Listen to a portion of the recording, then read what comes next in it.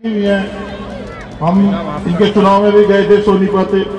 बहुत ही सामाजिक अच्छी कार्यकर्ता है हमारी बहन जी। और यादव साहब को, प्रोफेसर साहब को कौन नहीं जानता।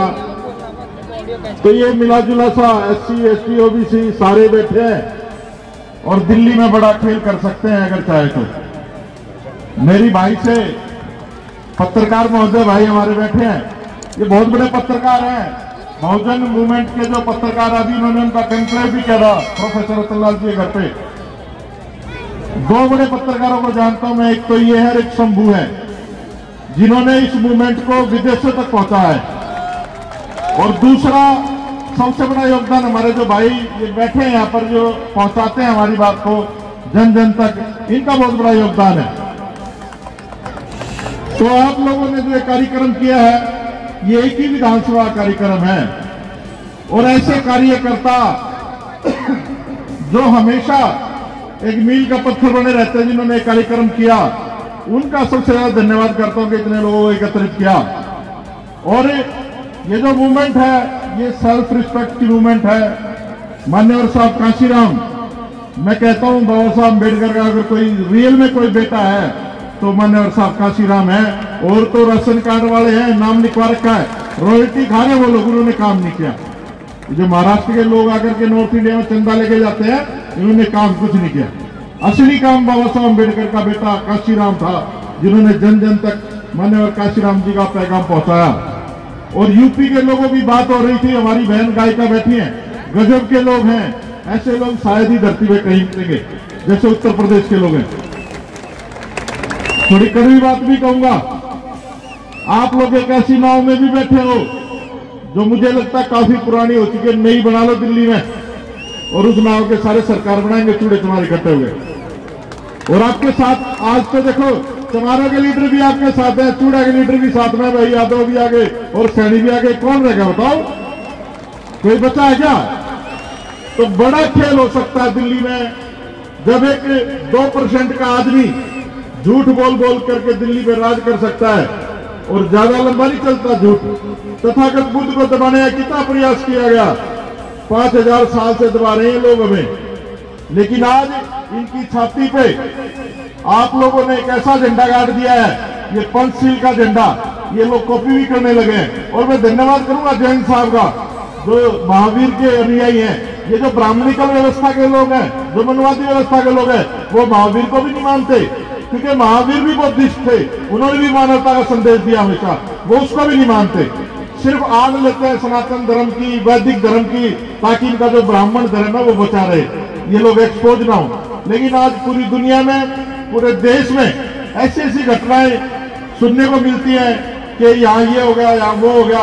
और अब तो बिल्कुल खुल के खेल रहे हैं लोग। आपने उत्तर प्रदेश में देखा, संविधान की धज्जियां उड़ाई, हाथरस कांड हुआ मनीषा वाल्मीकि का, रात में उस लड़की को जला दिया गया प्रशासन के द्वारा।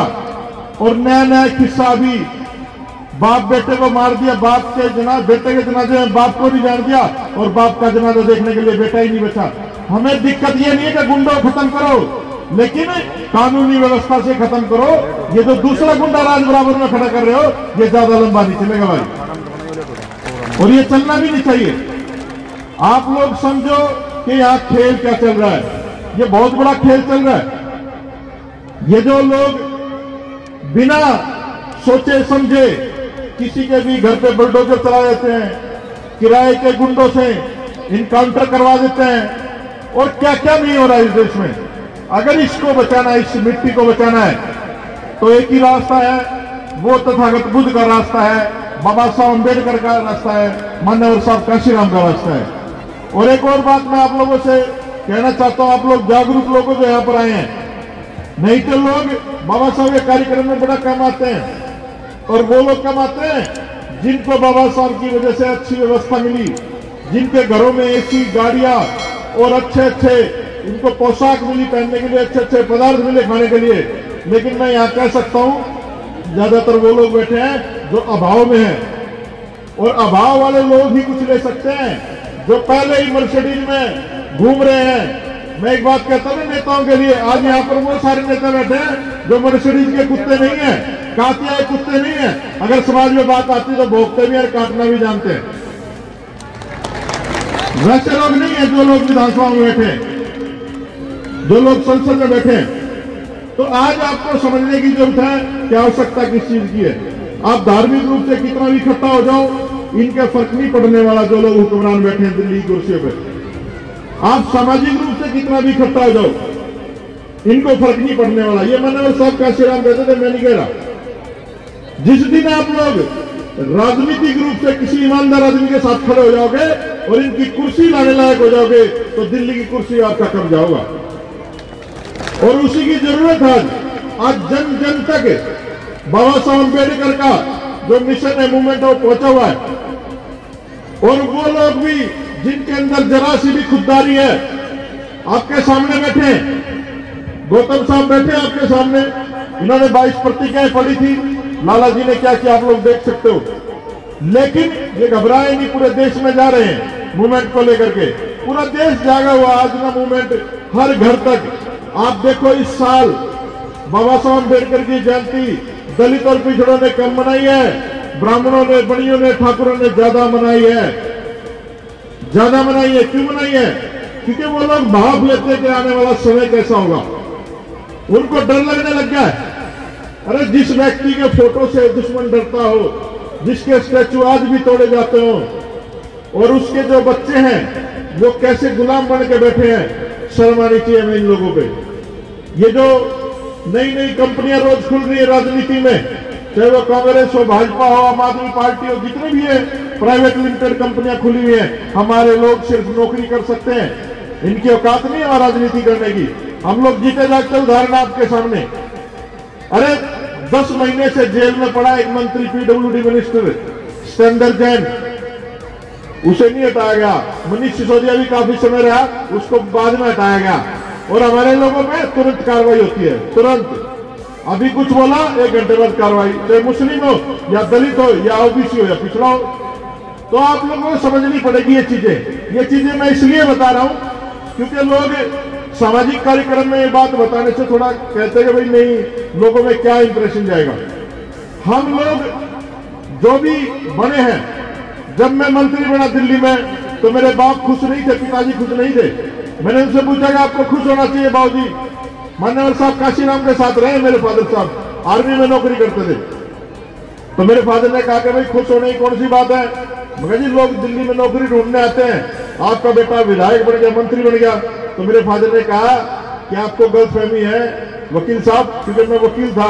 फादर ने कहा वकील साहब गलतफहमी है, आज आपको इस समाज का दलाल नियुक्त किया गया है, लाला जी की सरकार में, इससे ज्यादा तुम लोग कुछ नहीं कर सकते। तो जितने भी लोग बैठे सरकारों में वो दलाली कर रहे हैं आपकी, आपके नाम पे वोट लेते हैं, समाज के नाम पे वोट लेते हैं। बाबा साहब का जो पूना पैक्ट का समझौता है, उसकी वजह से रिजर्वेशन मिला है, उसकी वजह से वोट लेते हैं। और फिर नौकरी किसकी करते हैं? इन्हीं की करते हैं जो लोग आज देश को बर्बाद करने में लगे हुए हैं। इन्हीं की करते हैं जो लोग देश को बेचने में लगे हुए हैं। इन्हीं की करते हैं जो लोग संविधान की धज्जियां उड़ाने में लगे हुए हैं। तो भाई आपके पास तो इतने बड़े बड़े महापुरुष हैं, बाबा साहब अम्बेडकर से बड़ा इस दुनिया में कोई आइकन नहीं है। एक छोटी सी कहानी सुनाऊंगा, उसके बाद मुझे भाषण नहीं देना आता। मैं लोकल से आदमी हूँ, देसी से आदमी हूँ, पेशे से वकील था, दिल्ली यूनिवर्सिटी में पढ़ा हुआ हूँ, लॉ फैकल्टी से लॉ किया, फिर दयाल सिंह कॉलेज से ग्रेजुएशन, मेरा स्कूल मिंटो रोड पे था। लेकिन मैं अपने लोगों जैसा हूँ, जैसे हमारे लोग हैं, मैं वैसे ही काम करना पड़ेगा। तुम लोग आज ऐसे निकलने बन गए हो, तुम्हें पता नहीं तुम सम्राट अशोक की नस्ल हो, तुम बाबा साहब अम्बेडकर की नस्ल हो, तुम मान्यवर साहब काशीराम की नस्ल हो, जिसने इस देश में कोरेगांव कर दिया, जिसने इस देश में 2 अप्रैल कर दिया। तो जिस दिन आप लोग अपनी शक्ति पहचान जाओगे तो तुम्हारे जो सिपाही है वो तो बैठे ना। हम लोग मरने के लिए तैयार, मरने से ही डरते, एक दिन सबने मरना है। तो ऐसे जो ईमानदार लोग हैं उनको इकट्ठा करो और समाज का दबाव बनाओ। ये जो समाज की दुर्दशा है हमारे जैसे लोगों की वजह से ही है। बहुत सारे लोग नहीं बोलते, मैं खुल के बोलता हूँ। ये जो दलाली कर रहे हैं हमारे जैसे ही लोग कर रहे हैं आप लोगों की। इन दलालों को पहचान के ईमानदार लोगों को निकालो इनमें से और एक नेतृत्व पैदा करो इस देश में। ईमानदार मान्यवर साहब काशीराम के बाद तो इस देश में मुझे नहीं लगता है ईमानदार नेतृत्व पैदा हुआ है। तो एक दूसरे काशीराम की जरूरत है। बाबा साहब तो इस दुनिया में नहीं पैदा हो सकता, क्योंकि वो महामानव तो एक ही पैदा हुआ था जिसने पूरी दुनिया को एक मानवता का पाठ पढ़ाया। और आज भी लोग जो है ना लंदन से लेके अमेरिका लेके कनाडा कहीं भी चले जाओ, पूरी दुनिया में बाबा साहब अम्बेडकर का जन्मदिन मनाया जा रहा है।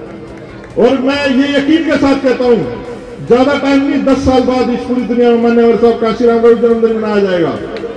ये पूरे यकीन से कह सकता हूं, क्योंकि वो व्यक्ति एक ऐसा व्यक्ति था जिसने हर समाज के तबके को नेतृत्व दिया। और साहब का काशीराम जी का नारा था कि जिसकी जितनी संख्या वारी उसकी उतनी हिस्सेदारी। अरे दिल्ली तो चूड़े चमारों की सबसे ज्यादा बसे हुए हम लोग, ये दिल्ली तो हमारी होनी चाहिए कि नहीं होनी चाहिए? तो भाई ये पुराने जो वाहन है छोड़ दो, नई गाड़ियां बहुत आ गई हैं, उनके सस्पेंशन भी ठीक है, इंजन भी ठीक है, चलती भी ज्यादा गर्म भी नहीं होती और बुढ़ी भी नहीं है। आप लोग थोड़े तैयार हो जाओ, समाज तैयार बैठा है। और जब एक विधानसभा में इतना जलवा आप लोगों का, तो दिल्ली की 70 विधानसभा में जब हमारे लोग घूमेंगे तो मुझे नहीं लगता कि हमारे बिना इस देश में या दिल्ली में किसी की सरकार बन सकती है। और जब हमारी सरकार बनेगी तो फिर हमारे लोग काम होंगे। और फिर जो लोग आज इनकाउंटर कर रहे हैं, हम उनका इनकाउंटर नहीं करेंगे, हम कानूनी प्रक्रिया तेज करके उनको जेलों में डाल देंगे। और मैं इतनी बड़ी बात कहता हूं, इस देश का पहला प्रधानमंत्री होगा ये बंदर जैसी शक्ल का जो जेल में जाएगा। ये पहला प्रधानमंत्री होगा, इसने इतना देश का नाश किया है, डरने की जरूरत नहीं है।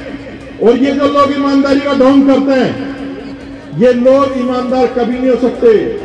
अरे जो बढ़िया होता है, बढ़िया बचपन से सिखाया जाता है, कम तोलना, मीठा बोलना, है ना, और झूठ बोलना, बढ़िया कभी ईमानदार नहीं हो सकता। आप लोग गलत आदमी में भरोसा कर लिए, क्योंकि वो आरएसएस ने प्रोजेक्ट किया था। तो मैं निवेदन करूंगा आप लोगों से कि आप लोग यहां से कुछ न कुछ सीख के जाए और प्रण लेकर के जाए कि आप लोग जो वोट है वो सही आदमी को दोगे। वोट जो है वो बहन बेटी की इज्जत से बड़ी चीज है। हम लोग वोट को सोचते हैं साल में 5 साल में आता है चुनाव और वोट किसी को भी डाल दो। अरे जब हमारे साथ अत्याचार होता, उत्पीड़न होता, तो हमें प्रशासन याद आता है, फिर शासन जो उसको चलाता है। और हमारी बहन बेटी खुलेआम इज्जत लूटी जाती है इस देश में, खुलेआम हमारे लोगों को मारा जाता है। और मैं सलाम करता हूं, एक कम्युनिटी ऐसी इस देश में जिसने पूरे देश को जगा रखा, वो चमार कम्युनिटी है। चमारों ने पूरे देश को जगा रखा है, पूरे मनुवादी सिस्टम के नासा में रख दे रखा है, पूरे मनुवादी सिस्टम के गजब के लोग हैं। इनको मुसलमानों से खतरा नहीं है, कहीं आप सोच रहे हो मुसलमानों की तो वोट ले रखी है, असली खतरा तो चमारों से इनको। पर्दे के पीछे कुछ और खेल है, आप लोग समझ नहीं रहे हो। ये लोग जिस व्यवस्था को चाहते हैं ये हमें वापस वहां ले जाना चाहते हैं। अरे अगर इस देश में अम्बेडकरवाद का संविधान ना होता बाबा साहब का, तो ये जल्ले चूड़े का छोरा यहाँ थोड़ी स्टेज पे होता, ये मोटर गाड़ियों में थोड़ी ना घूम रहा होता है, ये एरो की शर्ट और ये लिवाई की जीन्स पहन के स्केचर के जूते पहने थोड़ी खड़ा होता। कहीं झाड़ू झूड़ू लटका के अपना गले में हंडी, कहीं सफाई, कुछ सुअर सावर पाल होते, और क्या औकात थे हमारे। तो ये जो औकात बनाई है बाबा साहब अम्बेडकर की देने। और जिन लोगों ने बाबा साहब को धोखा दे दिया, सोच लो वो एक खून नहीं है, एक बाप की औलाद नहीं है, उनका असली बाप जो है उनका बाप नहीं है। क्योंकि इस देश का अगर कोई बाप है तो बाबा साहब अम्बेडकर है, मान्यवर साहब काशीराम जैसे लोग, ज्योतिबा फूले जैसे लोग हैं। तो आप लोगों को समझना पड़ेगा, पूरी दुनिया में जिसने परचम रहा तथागत बुद्ध का जो संदेश है पूरी दुनिया में गया, इनके 33 करोड़ देवी देवता पाकिस्तान भी नहीं जा पाए, बॉर्डर नहीं पार कर पाए, कोई भी एक भी बॉर्डर नहीं पार करता। तो समझो आप लोग कि बुद्ध से बड़ा कोई रास्ता नहीं है। और जिसको बाबा साहब ने अपना लिया, बाबा साहब जैसा विद्वान पूरी दुनिया में नहीं है। हम तो तुच्छ से प्राणी उनकी ज्ञान के आगे। बाबा साहब ने जो किया वही मान्यवर साहब काशीराम ने किया, और हमें भी वही करना चाहिए जो हमारे महापुरुष करके गए हैं। ये फार्मूले बदलने की जरूरत नहीं है। 2 दूनी 400 साल पहले भी थे, 2 दूनी 400 साल बाद भी रहेंगे, तो 2 दूनी 4 ही रहने दो भाई। ये जो फार्मूला है 1585 का बहुजन का, जो ये जो बदलने वाले लोग हैं इनको भी आप लोगों ने देखना पड़ेगा। बहुजन समाज हमेशा से बहुजन था, और जिस दिन आप लोग इकट्ठा हो गए बड़ी खुशी होती है मुझे। लक्ष्मण यादव जैसे लोगों को जब ये बोलते हैं तो धज्जियां उड़ा देते हैं। राजमला सैनी जैसे लोग और मंत्री जी का जलवा तो आपने देखा, सारे दिल्ली की सरकार का जाडा चढ़ गया था जब इन्होंने 22 प्रतिज्ञाएं पड़ी। तो ये जाडा अब जो है ना वोटर के रूप में चढ़ाना इन लोगों को। और डरो मत, ये बंदर जैसे लोग हैं, एकदम घुरकी डालेंगे, जूता करके मारोगे तो भाग जाएंगे ये लोग। ये लोग इतने मजबूत नहीं है विचारों से, दिमाग से। ये लोग षड्यंत्र करते हैं, और हमारे लोग इतने ईमानदार हैं, फिर भी ये लोग जो है ना इनको कहते हैं भाई संविधान से चलो। तो आप लोगों ने ईमान सम्मान दिया, प्यार दिया, और इतना सुंदर मंच आपने सजाया है, इसके लिए बहुत बहुत साधुवाद। बहुत बहुत आप लोगों का आभार। मुझे थोड़ा सा निकलना, मैं माफी चाहूंगा सभी लोगों से, इसलिए पहले बोल पड़ा, नहीं तो मैं तो सुनना चाहता था सारे लोगों को। तो साथियों नारे लगाएंगे, बाबा साहब अम्बेडकर अमर रहे, बाबा साहब अम्बेडकर अमर रहे, मनोहर साहब काशीराम जी अमर रहे, मनोहर साहब काशीराम जी अमर रहे। अरे वोट हमारा, राज तुम्हारा, अरे वोट हमारा, राज तुम्हारा। जय भीम, जय भारत। बहुत बहुत